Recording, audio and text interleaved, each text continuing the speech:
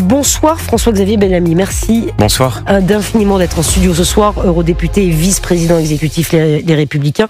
Vous êtes aussi professeur de philosophie, c'est ce que je disais aux auditeurs d'Europe 1. Votre regard sur la jeunesse en France, au vu de l'actualité de cette semaine, est très important. Mais d'abord, je voudrais qu'on parle d'actualité. Emmanuel Macron a pris la parole il y a quelques instants. Il vient de finir un point presse pour parler de la situation, évidemment, au Proche-Orient qui nous inquiète tous ce soir.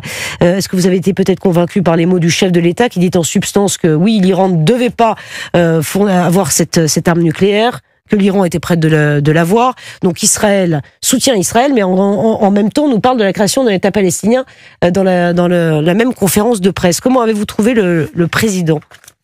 D'abord, la situation est infiniment grave et je pense qu'il faut que nous mesurions l'ampleur de ce qui est en jeu. Le président de la République a reconnu les faits et le risque majeur que représentait le fait que l'Iran était peut-être sur le point de disposer d'un vecteur nucléaire. Évidemment, il y avait tout le temps nécessaire pour la miniaturisation de ce vecteur et pour le rendre opérationnel.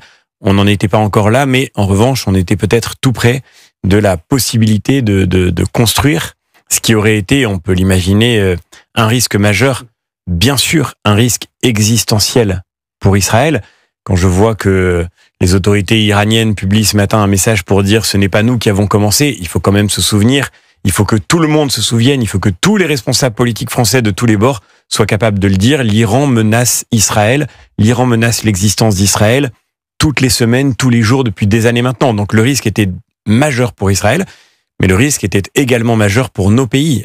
Israël est confronté à une menace qui s'adresse à nos pays. Et donc, oui, le risque était immense. Maintenant, dans la position du président de la République, je vois malheureusement une espèce de en même temps de nouveau et qui me paraît particulièrement préoccupant dans la période que nous vivons. En même temps parce que il se dissocie de ses frappes tout en expliquant que leur effet est bénéfique. Donc, on a du mal à comprendre complètement la logique. Et puis surtout parce que je ne vois pas comment on peut, c'était déjà intenable, mais comment maintenant on peut continuer à promettre la reconnaissance d'un État de Palestine dans ce contexte international. Pourquoi s'obstine-t-il, selon vous, François-Xavier Bellamy, le chef de l'État ? Pourquoi, à chaque fois, remet-il cette question sur la table, alors qu'on sait pertinemment, mais il a listé les éléments qui permettraient la reconnaissance d'un État palestinien, on n'y est pas du tout. Pourquoi continue-t-il à en parler ? Je pense que, encore une fois, dans ces situations-là, il ne faut pas tenter de pratiquer une forme d'ambiguïté qui au motif d'un en même temps serait infiniment dommageable. Et on voit bien que la position du président de la République sur ce sujet, elle n'a cessé de varier au cours des derniers mois, des dernières semaines encore. Moi, ce que je crois profondément, c'est que la situation des civils à Gaza est évidemment un drame absolu. Et je pense d'ailleurs ce soir, bien sûr, à tous les civils israéliens qui sont infiniment inquiets de la riposte de l'Iran.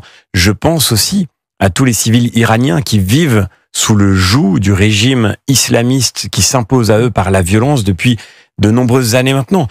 Aujourd'hui, il faut sortir de cette spirale de la violence, mais on n'en sortira pas en offrant quoi que ce soit à ceux qui l'ont organisé. Et la reconnaissance de l'État de Palestine, ce serait une prime offerte à l'action du Hamas. On n'en serait pas là aujourd'hui si le Hamas n'avait pas déclenché le 7 octobre qui a précipité toute cette région dans l'enfer, et en voulant donner des gages peut-être à la population civile de Gaza, paradoxalement, je crois que l'idée de cette reconnaissance aujourd'hui, en particulier, ne serait rien d'autre qu'une espèce de récompense offerte au terrorisme. Donc vous y êtes opposé, François. Bien sûr.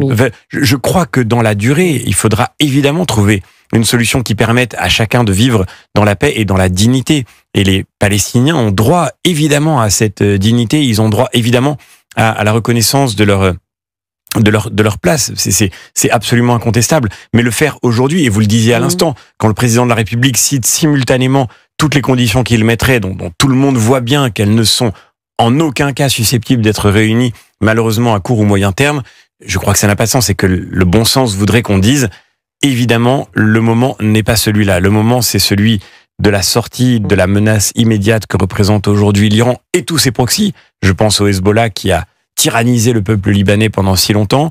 Je pense bien sûr aux Houthis.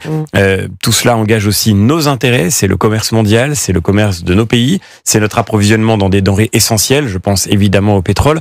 Donc c'est ça l'urgence aujourd'hui, c'est ça. La clé, c'est de garantir que demain, nous n'allons pas être nous-mêmes entraînés dans ce risque multifactoriel, risque pour notre sécurité, risque majeur pour notre économie, risque pour les foyers français, pour les ménages, pour notre vie quotidienne. Tout cela, c'est l'urgence.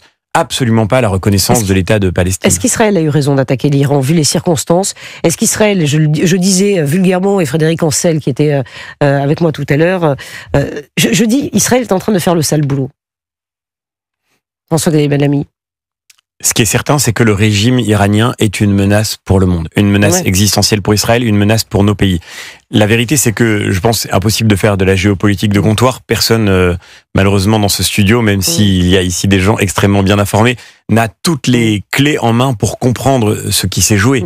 Ce qui est sûr, c'est qu'il y avait une course contre la montre, parce que les Iraniens refusaient manifestement ce que demandaient les Américains dans les négociations qui devaient se poursuivre dans quelques jours. Ils refusaient d'abandonner le projet d'enrichir de l'uranium. Et ce projet-là, pourquoi le refusait-il de l'abandonner? Parce qu'il était la condition pour fabriquer la bombe nucléaire.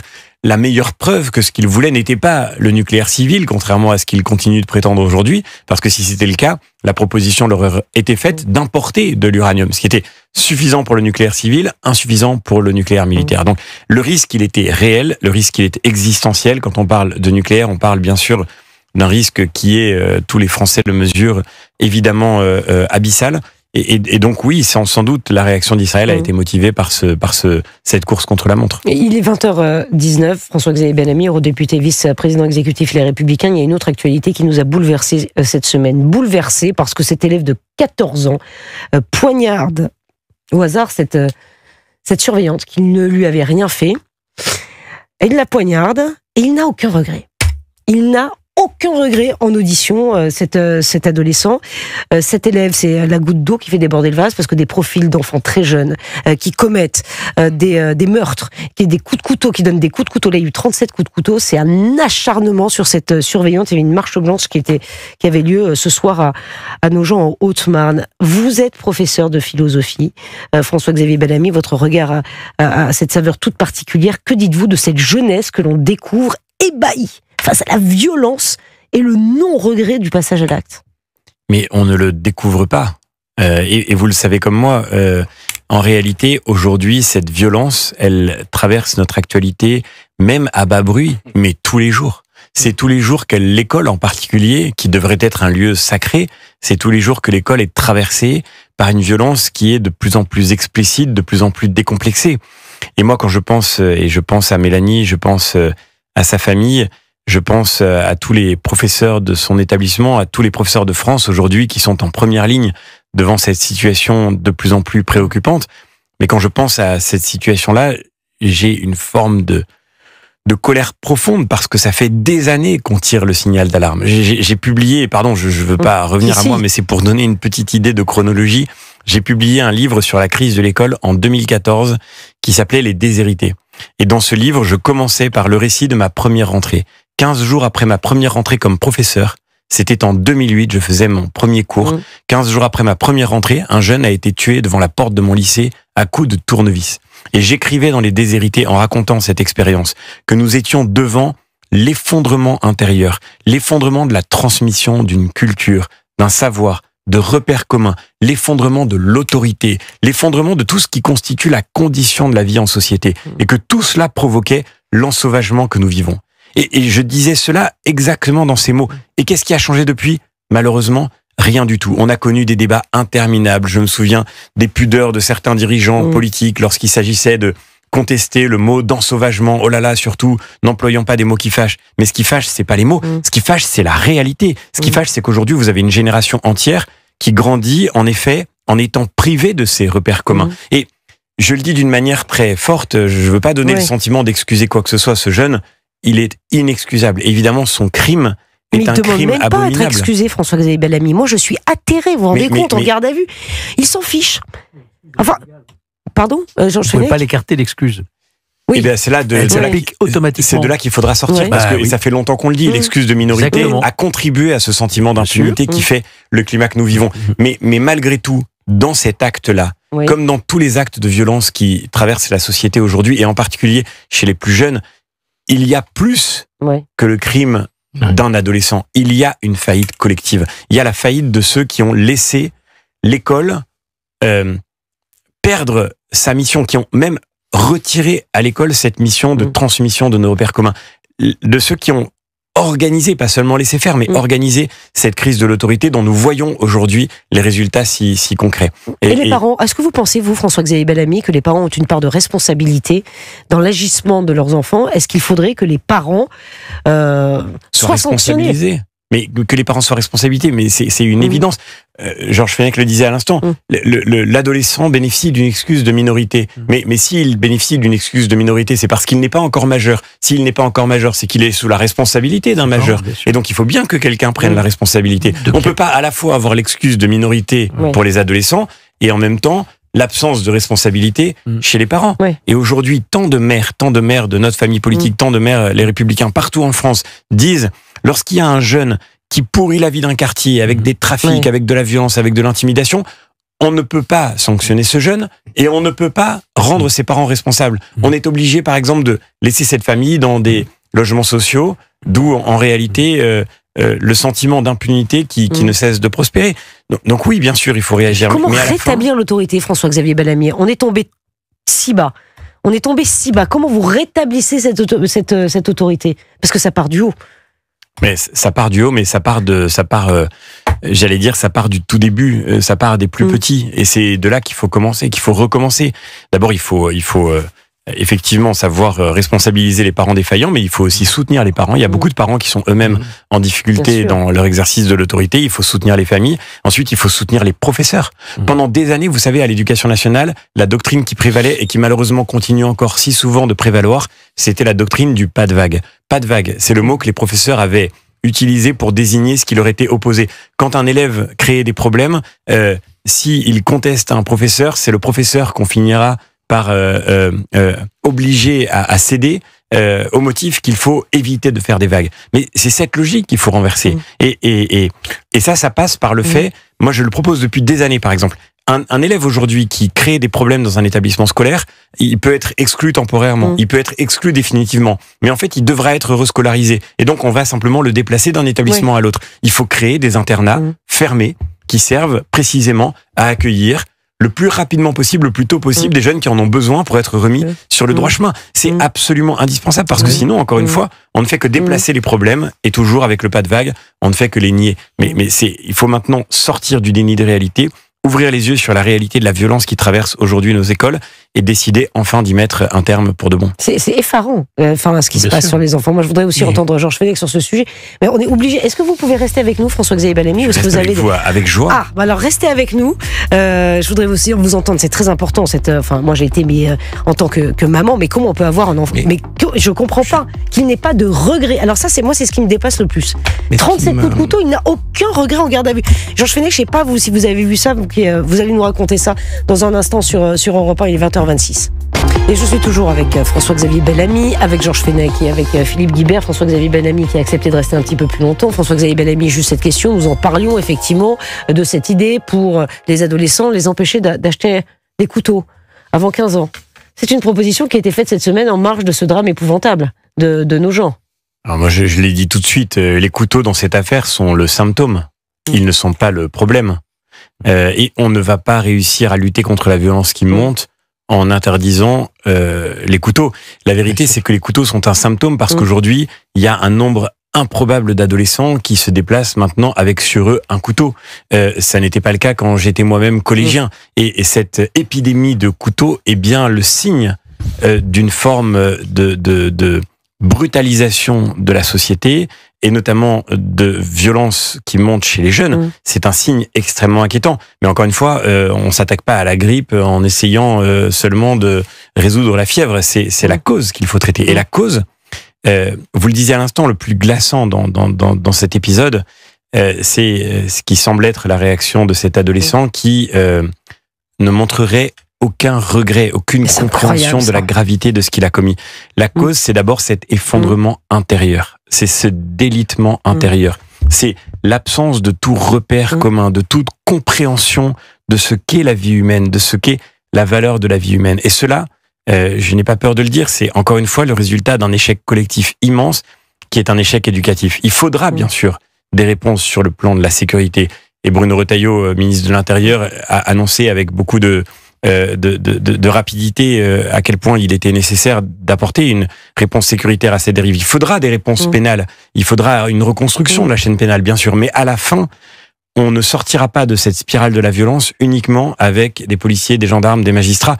On en sortira d'abord en reconstruisant l'éducation, en reconstruisant l'école. C'est incroyable. Il faut reconstruire. La santé mentale aussi, quand même. Mais la santé mentale, l'effondrement de la santé mentale est aussi un symptôme de l'effondrement de l'éducation. Aujourd'hui, combien de jeunes lisent encore? Le temps qu'ils passent à créer, à former leur relation avec le monde est infiniment plus consacré à des vidéos de 10 secondes qui tournent sur TikTok et sur les réseaux sociaux et qui leur présentent d'ailleurs l'omniprésence de cette violence. J'ai organisé, écoutez, il y a 10 jours au Parlement européen, un colloque avec des familles qui ont porté plainte contre les réseaux sociaux pour la vie de leurs enfants qui avait été détruite. On a invité dans ce colloque une avocate, une psychiatre, des gens qui venaient de tous les horizons pour dire la gravité de ce qui se joue. La santé mentale, la crise immense que nous vivons aujourd'hui pour la santé mentale des jeunes, elle ne vient pas de nulle part. Ça n'est pas une épidémie inexplicable.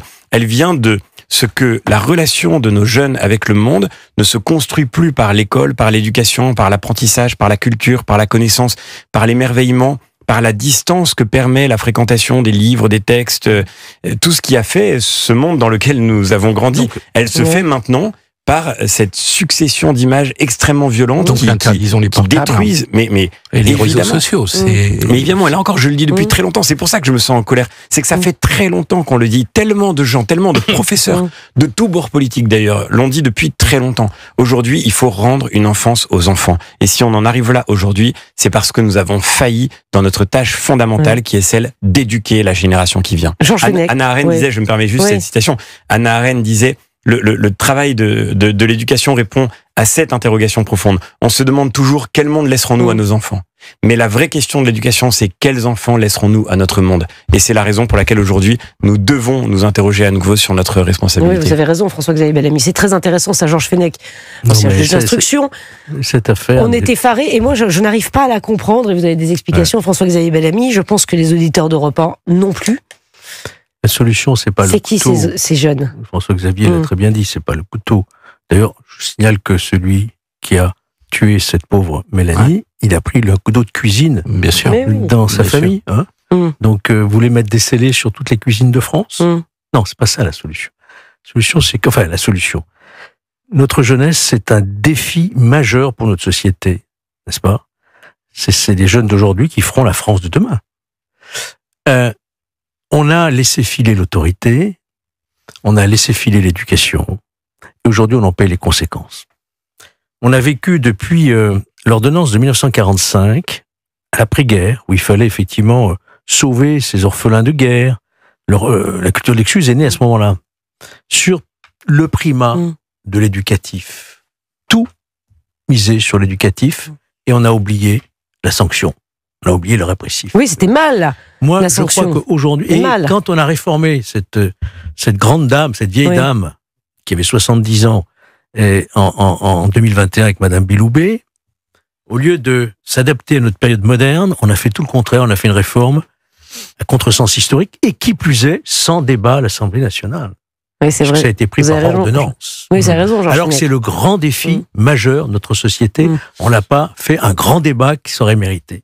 Donc je pense qu'il faut abandonner, pour ma part, j'abandonne l'histoire du primat éducatif. Je dis stop avec le primat éducatif. Il faut peut-être repenser l'éducation. Non, je dis stop. Je dis qu'on met à égalité, j'ai le droit de le dire, l'éducatif, mais la sanction. Et j'ajoute, la sanction est éminemment éducative. Voyez-vous, j'ai quand même une certaine expérience en tant qu'ancien juge d'instruction des mineurs. Je peux vous dire que 8 jours en prison, ça calmait le petit voyou. Et on ne le revoyait plus pendant très longtemps.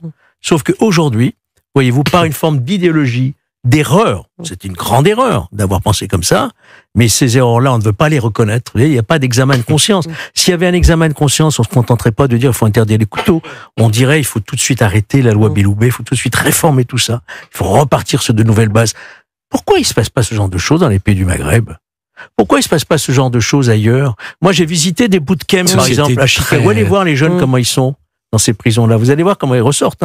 La plupart s'engagent dans l'armée. Allez voir ce qui se passe aux Pays-Bas avec les courtes peines d'emprisonnement. On a tout arrêté. Plus de courte peine. Vous êtes d'accord avec ça, François-Xavier Bellamy ? Le jeune, si vous voulez, celui qui a tué et qui avait un bon profil pourtant, il est quand même dans un contexte général d'impunité générale, voyez-vous ? Et donc ça désinhibe. Ça aurait pu le dissuader. Moi je pense en l'occurrence, sur le cas particulier. Il n'est pas tombé comme ça du ciel, ce jeune. Hein. Il est le fruit, le résultat d'une société qui a produit ce genre de choses. François-Xavier Bellamy, vous êtes d'accord avec l'analyse de Georges Fenech ? Je partage totalement cette analyse. La vérité, c'est que effectivement, la violence a toujours existé, elle existera toujours, et c'est toujours le travail d'une société de réussir à la faire reculer. Mais la manière dont elle se généralise aujourd'hui dans toute une génération, cette espèce de sentiment que la vie humaine n'a pas de valeur, qu'elle n'a pas de sens, cette capacité vous l'avez dit, de brutalité, de sauvagerie inouïe. On pense au nombre de coups de couteau que 37. cette surveillante a reçu, mais il faut vraiment... c'est de la rage. C'est quelque chose qui dépasse l'entendement. Ça ne peut prospérer que sur un terreau. J'invite tous les auditeurs à faire cette expérience toute simple et malheureusement terrible.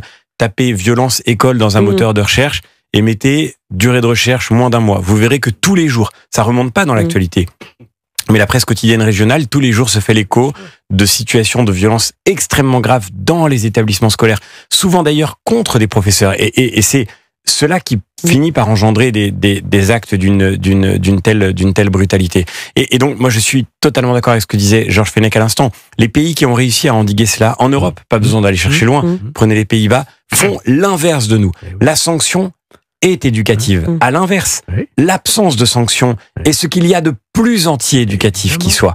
Et aujourd'hui, c'est le psychiatre Maurice Berger qui le dit d'une manière très claire. Aujourd'hui, en France, pour aller en prison, il faut déjà avoir récidivé plusieurs fois. Dans l'état actuel de notre système pénal, c'est quand on a déjà commis plusieurs délits graves qu'on finit un jour par aller effectivement en prison. Et donc, ceux qui vont en prison se sont déjà installés dans une culture de la violence. Et c'est pour ça que la prison, effectivement, ne prévient pas la récidive, parce qu'elle arrive trop tard. Les Pays-Bas, ils ont fait quoi ? Ils ont construit des places de prison de manière extrêmement ambitieuse. Ça, c'est ce que malheureusement les gouvernements passés n'ont pas fait. Ils ont construit des places de prison pour pouvoir incarcérer pour des courtes peines, parfois des très courtes peines, des peines de quelques jours parfois. Mais quand vous êtes encore la première fois que vous commettez un délit, vous n'êtes pas encore installé dans une vie de délinquance, eh bien, vous êtes brutalement rappelé à la réalité par le fait que vous allez passer quelques jours en prison. Le choc de l'incarcération. Ça ne vous désinsère pas, parce que c'est souvent l'objection qu'on fait à la prison. On va quand même pas mettre quelqu'un en prison, il a un travail, rendez-vous compte, si on le met 3 mois en prison, il va perdre son boulot. Voilà, on va quelques jours en prison, on se rend compte de la gravité de ce qu'on a fait, et du coup, on peut au moins remettre sa vie sur de bons rails. Je vous ai déjà raconté l'anecdote que j'ai vécue, je ne veux pas la raconter à nouveau. Laquelle, Georges Fenech ? Vous en avez raconté tellement. Oui, non, mais écoutez, je me promenais sur les quais de Saône, face à mon palais de justice où j'ai exercé, et j'entends derrière moi, le soir, l'été, j'entends derrière moi, monsieur le juge, vous êtes bien le juge Fenech ? Alors je me retourne un peu sur mes gardes, je vois un type d'une 40aine d'années, de type maghrébin, qui me dit, merci monsieur le juge. Je lui dis, de quoi ? Il dit, vous en souvenez pas, mais moi je m'en souviens. À 16 ans, vous m'avez mis 1 mois en prison. Ce jour-là, j'ai compris, monsieur le juge, c'est vous qui m'avez arrêté. Je suis marié, j'ai père de 3 enfants et je travaille. Merci, monsieur le juge. Et il est parti. Non, mais excellent. C'est merveilleux comme témoignage, ça. C'est un merveilleux témoignage. Et ce que dit Maurice Berger, il donne des tas d'exemples comme ça. Ils ont fait des enquêtes que les mineurs, et le choc de l'incarcération, ils comprennent. Si vous leur dites sursis avec mise à l'épreuve, stage, ceci, ils repartent chez eux, mais on ne fait rien. Ils deviennent des caïds.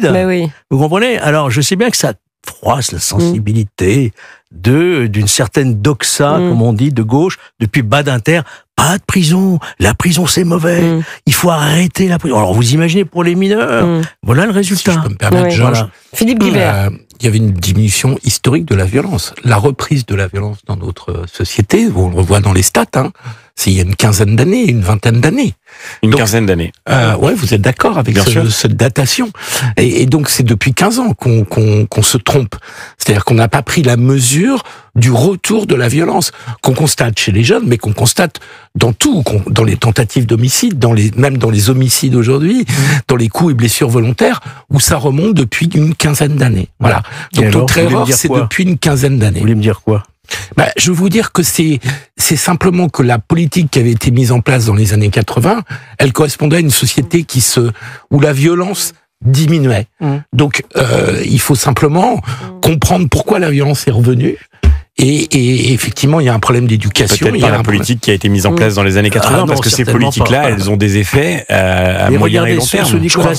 C'est la politique pénale qui est responsable du retour de la violence. Pas tous ensemble, s'il vous plaît. Trois choses. Les peines planchées, la construction de places de prison et les tribunaux correctionnels pour mineurs de 16 à 18 ans. Quand Madame Taubira est arrivée, elle a fait 3 choses. En premier, elle a supprimé les peines planchées, elle a supprimé les tribunaux correctionnels pour mineurs et elle a mis au tiroir les peines de prison. Comment voulez-vous que ça marche? Non, François-Xavier Bellamy, si un jour, effectivement, vous arrivez aux manettes d'une manière ou d'une autre, ce sera des points qu'il faudra remettre à plat. Mais bien sûr, évidemment, c'est une urgence absolue. Et je le redis, il y a la question pénale, il y a la question sécuritaire, mais il y a la question fondamentale, je crois, sera aussi la reconstruction, et même peut-être, et probablement d'abord, la reconstruction de l'école. Je pense que c'est la priorité vitale pour l'avenir du pays sur tous les plans. Vous avez refusé de devenir ministre de l'Éducation à un moment donné. Ah non.